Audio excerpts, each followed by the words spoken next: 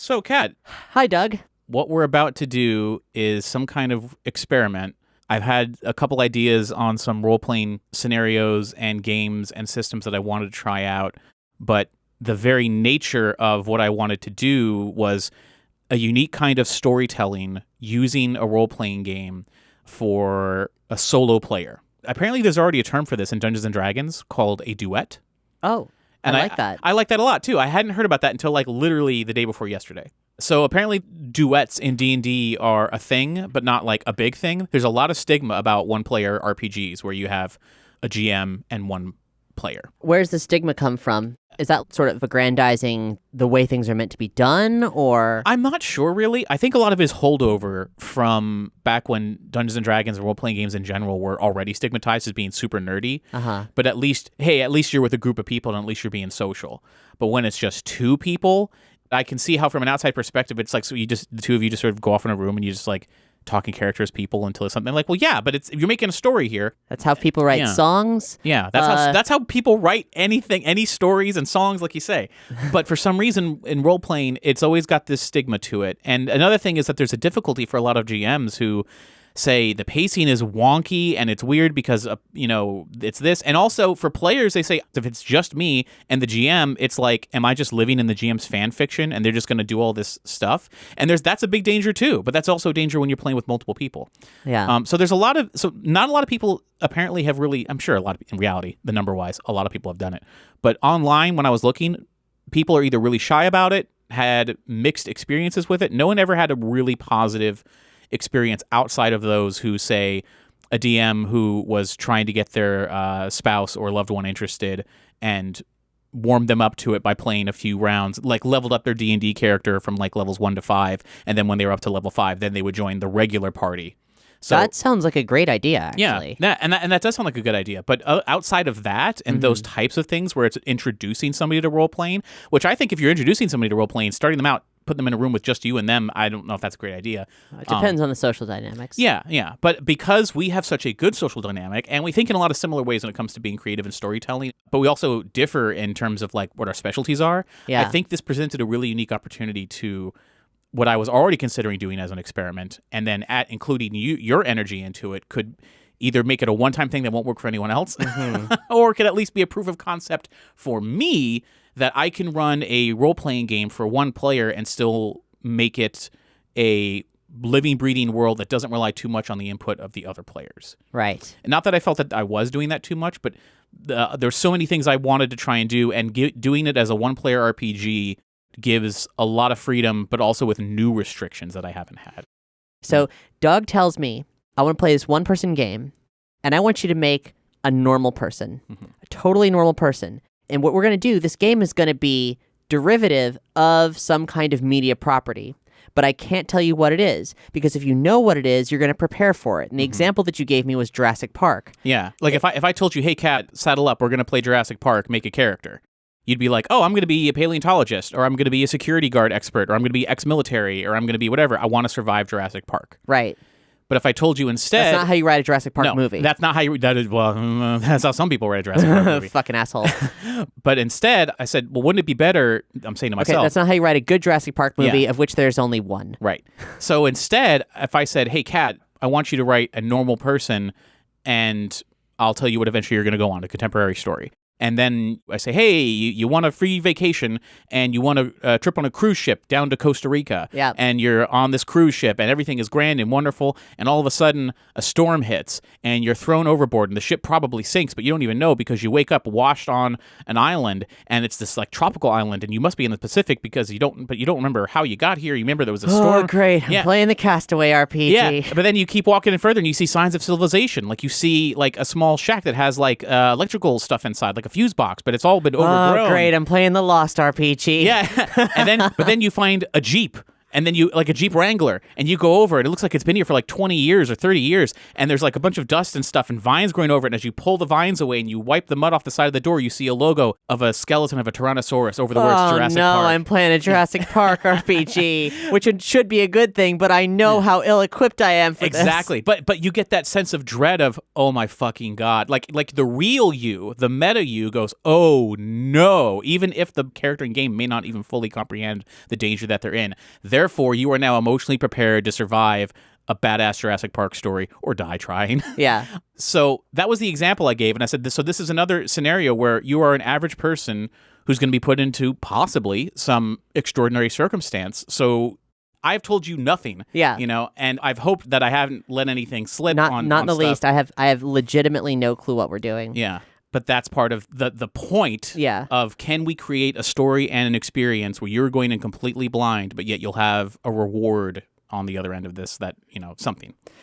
Yeah. So character creation was, I mined a bunch of autobiographical pieces of my high school life to create this character. I said your character can be any sex, they can have any gender identity, they can have anything about them, but they need to be, what did I say, between the ages of like 16 and 19? Something like that, yeah. And that I would prefer it if they were in high school, and that this is in contemporary United States. And more specifically, it's going to be in the year 2016. So just in a pivotal point politically. Do I know what month?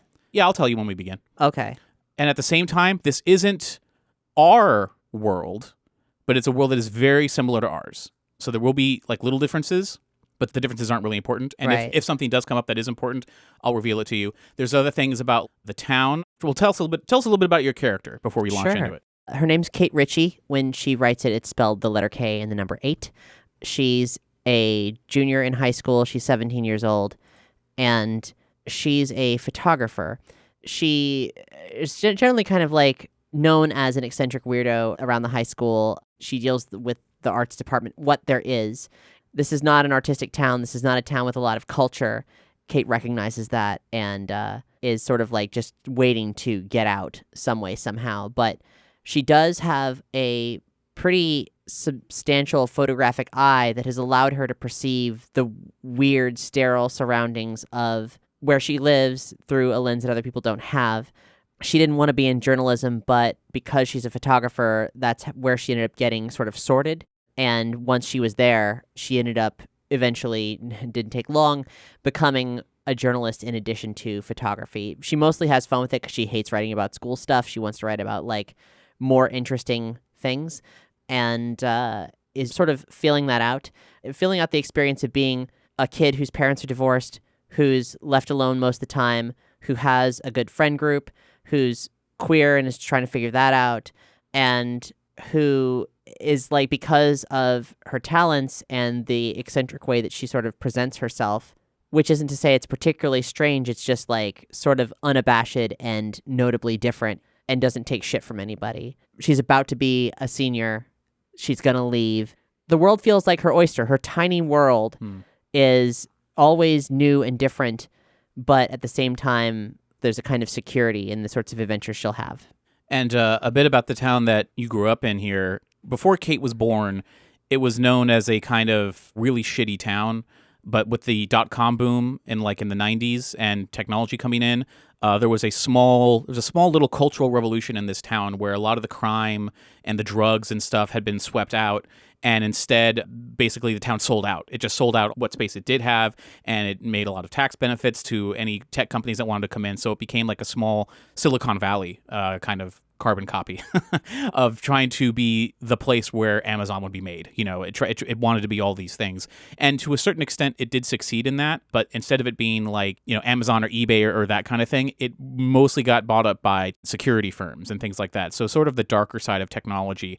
And it's kind of been rumored among the high school students of Kate's age, because Kate was born in 1999, I believe. Around all the students and kids her age, there's a lot of rumors going around town about how that it's really like an experimental Orwellian dystopian nightmare that's only a few years away from them springing the trap on everyone. And everyone feels like they're always being watched because of all these shady companies that are all umbrella companies of umbrella companies of umbrella companies that it just spreads so far. This is a contemporary story with some possible slight sci-fi elements. Slight dystopian sci-fi elements, I believe is how I pitched it to you. Mm-hmm. But hopefully optimistic, depending on your choices. There's a long way of just saying that I really wanted to do something very different. The way I even built this is very different. We are using the Fate accelerated rules, but we're only using like a third of those rules. And I feel like I should probably sidle in here with my experience with Fate, which is I've done it once and I didn't care for it. Everyone always touts the simplicity of it, but something about the oversimplicity of it, and I have no problems working with collaborative narratives, but it feels like I'm trying to drive stick, and I don't know how to. So it's all just a lot of weird stop and start. I'm like, look, if you want to just flow and you want to build a story with me, we can do that. But now you're throwing these dice in here, and they're not doing anything except making it complicated. But if I'm, say, doing Call of Cthulhu, I have this whole wealth of all the different expertise that my character has. It feels very real, and most of the time these aren't characters with magic. They're people who can like operate heavy machinery and shit like that. You know, it's very specific. I either need to have no rules whatsoever and just tell the story, or I need to have, you know, some very specific, broad data. And when it came time to like sit down and even read the Fate Accelerated, which I recognize is like very different from the regular old Fate, I still hit this wall where I had a visceral, knee-jerk reaction to the ways that it broadly presents even character design, where it's like, okay, so make a character and then invent abilities for them out of nowhere, but you haven't played the game yet. So how do you know if that's going to be worthwhile? You can invent abilities as you go. Which, again, this is very freewheeling. So, like, all the things that you're pointing out are true, but there is a different approach, and I think it would all depend on who you play with. In our case, I knew I didn't want to rely on those rules too heavily, and you went ahead and, like, you're like, I'm going to suck it up. I'm going to fill out this character sheet. I'm like, oh, you didn't have to do that part. You know, like, oh, you didn't have to do this. Really, all I wanted was just the main numbers. Like, and to help me get a handle on the character that we'd created, and then when I was looking at Fate of like, hey, just like turn all of this data that you and Doug have created via talking into game stuff, I was like, there's no scaffolding here. I don't know how to gamify this. I'd rather just describe it. Well, and because you are a normal person. Like, the Fate is assuming that you got like, oh, I'm like a hacking wizard, you know, or oh, I'm like an actual wizard. You know? It's like build your superhero. Like, what's your powers? And I'm like, and so instead of doing Fate, the first thing I did was I rolled a character for Call of Cthulhu and parsed out all of those stats and everything.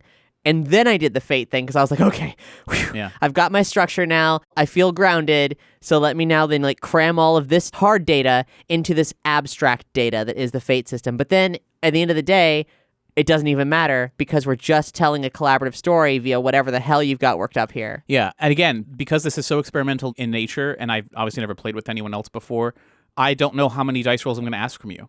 I don't know if we're going to have a ton. I don't know if we're going to have a little or none at all. I don't know how important the dice rolls will be when they happen. I think it's all going to depend on how your character decides to react. If they decide that something's super important and worth doing or reacting to, I don't know. I'm so anxious about this because it is so outside my wheelhouse, but that's why it needs to be done. Yeah. So another component of this crazy experiment is that I'm going to be trying to play sound effects and music like live to tape. Like as you were hearing it, I'm going to be over here pushing buttons, altering levels, picking out songs to give this like vibe throughout the whole thing. Well, that's a lot. How are you even doing that? Well, I have songs picked out like MP3s, and I have other sound effects. Some I've created from scratch, but actually, it's actually important to note that for a lot of the sound beds and ambience and even some music, I'm going to be utilizing audio from tabletopaudio.com. I love tabletopaudio.com. I use it all the time in games that I don't record like this. I use it when I'm writing and stuff, and you can customize your own soundboard with different ambient beds of music and stuff. I've heard you mention that you play with atmospheres sometimes in other games that aren't the ones we do for Omniverse. Yes, absolutely. But for this, to get me even more out of my comfort zone, to really, stretch these muscles and try and get better as a GM in other places that I don't normally go, I'm going to attempt to play and edit on the fly, live, ambient music, sound effects, background, everything. Cool. Okay. It's not going to be easy, but at the very least, it should prove an interesting brain exercise for me. So even though no one's going to hear what's going on in my brain, maybe you'll hear my panic somehow, like where I'm jumping around. And I'm going to try not to get too distracted by it. You really are going all into this like one-man storyteller experience thing. That's pretty cool. Yeah. Well, again, I wanted to really push the limits of what I thought I could do. Like as soon as I said in my own head, like, oh, I could never do that too at the same time. I couldn't focus on telling a great story and entertaining people while at the same time juggling sound effects. Well, as soon as I told myself I can't do that, that's not cool. So I need to do it. One last thing about the process for creating this. If you want to see all the character sheets and everything, they're attached to this episode's posting on Patreon. I'll include Kate's Fate Accelerated sheet, which we're using for this game, and the Call of Cthulhu sheet, which we're not using. That's just for fun to see like what my process was. And Doug and I collaborated on a document about Kate and her world to establish a base for everything that I would know at the start of this game. So that's attached too. Now, I don't know what you had in mind for how this thing opens, but what if we opened with like an article by Kate about the town that kind of streamlines all that info we created into one piece, like an article that could be in the student newspaper? There's actually a chance to roleplay that if you wanted to go off the cuff on that, or if you want to save it and just put it in later if this is something. I was thinking about like the title crawl is Kate reading her noiry, smarmy take on take on the town. Then if you want to riff on that, let's just do that, because this can lead into how the game was going to begin, which was just like a standard day at school. So this is what you wrote like before you went to bed, before you crashed on your laptop. Uh-huh. And so as you were like zoning out at the end of the night, you're going to close your laptop and go to bed. What was it that you wrote? Me, Jughead in Riverdale.